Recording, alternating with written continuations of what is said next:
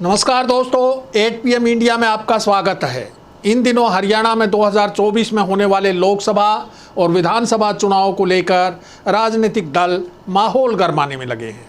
वास्तव में देखा जाए तो बीजेपी और कांग्रेस को छोड़कर बाकी पार्टियां लोकसभा चुनाव को ज़्यादा महत्व नहीं दे रही हैं।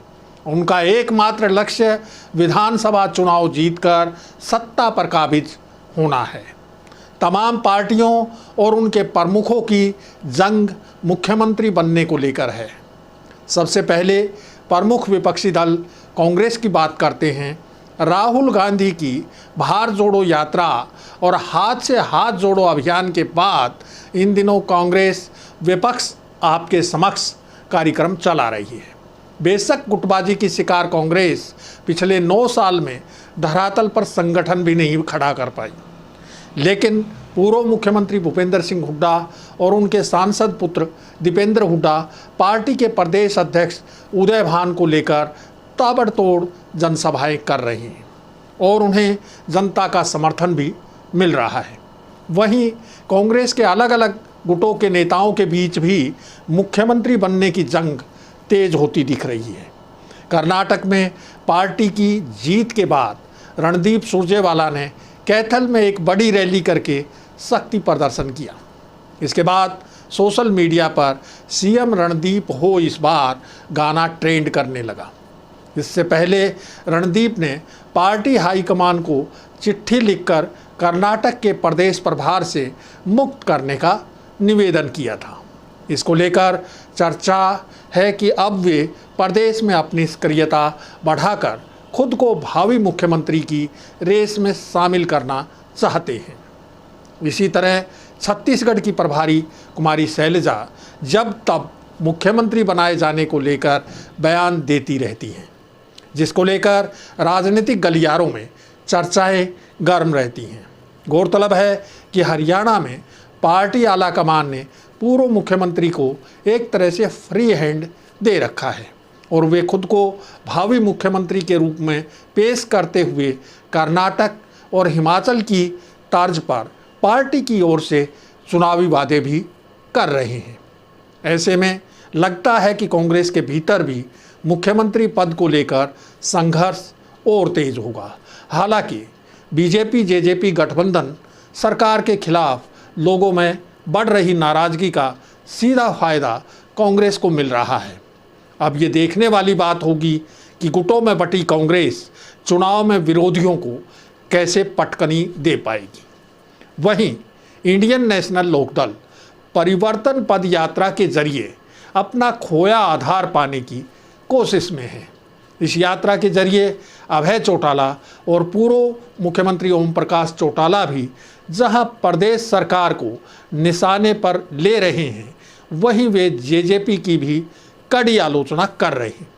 इस यात्रा को लेकर पार्टी के कुछ खास कार्यकर्ता तो इतने उत्साहित हैं कि वे अभी से अभय चौटाला को मुख्यमंत्री मानकर चल रहे हैं। इस पदयात्रा से इतना ज़रूर हुआ है कि पार्टी पुनर्जीवित हो रही है। इसके अलावा महम से निर्दलीय विधायक बलराज कुंडू भी एक पदयात्रा कर चुके हैं और वे अपनी नई पार्टी को लेकर मुख्यमंत्री बनने का सपना देख रही हैं। इन दिनों प्रदेश में आम आदमी पार्टी भी खूब सक्रिय है। पिछले दिनों मुख्यमंत्री अरविंद केजरीवाल ने भी जींद में प्रदेश स्तरीय तिरंगा यात्रा निकाली। इस मौके पर उनके साथ पंजाब के मुख्यमंत्री भगवंत मान भी थे। केजरीवाल ने सरकार बनने पर हरियाणा में भी मुफ्त बिजली देने का वादा किया। साथ ही दिल्ली की तर्ज पर शिक्षा और चिकित्सा सुविधाएं देने के भी सपने दिखाए। आम आदमी पार्टी पूरे प्रदेश में अपना संगठन खड़ा कर चुकी है, लेकिन उन्हें कोई बड़ी सफलता हाथ लगेगी इसकी उम्मीद अभी कम है।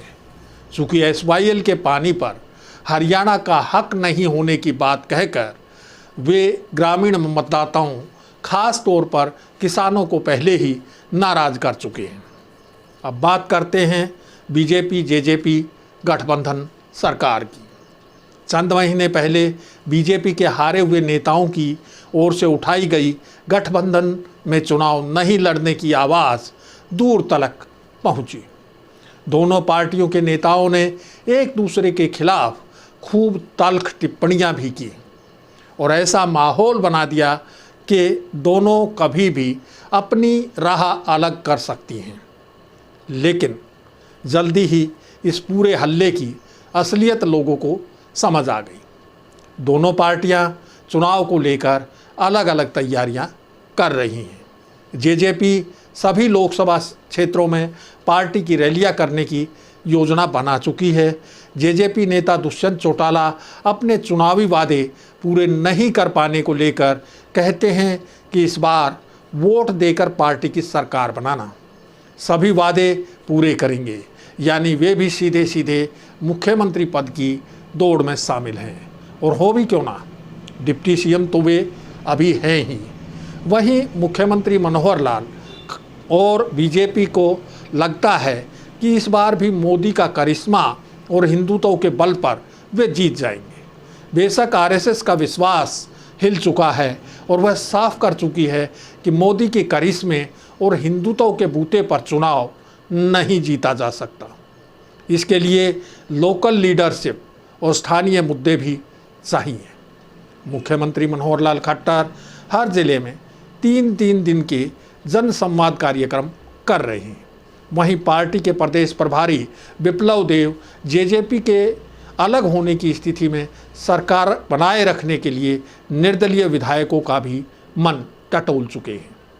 कई निर्दलीय विधायकों ने तो साफ कहा है कि सरकार में बीजेपी विधायकों की ही सुनवाई नहीं होती तो उनकी कौन सुनेगा। पार्टी कार्यकर्ताओं में भी अपने काम नहीं होने को लेकर नाराजगी है। खैर, सरकार अपने कार्यकर्ताओं और विधायकों की नाराजगी तो दूर कर ही लेगी, लेकिन जनता की नाराजगी को दूर कर पाना बेहद मुश्किल है। बीजेपी में भी ऊपरी तौर पर भले ही मुख्यमंत्री खट्टर का कोई विरोध दिखाई नहीं देता, लेकिन भीतर खाने मुख्यमंत्री पद को लेकर पार्टी के कई नेताओं का दर्द गाहें बगाहें सामने आता रहता है।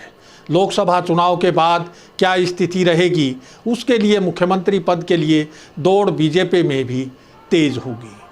अब समय हो चला है आपसे विदा लेने का। जल्द फिर हाजिर होंगे नए मुद्दे और नए सवालों के साथ। नमस्कार।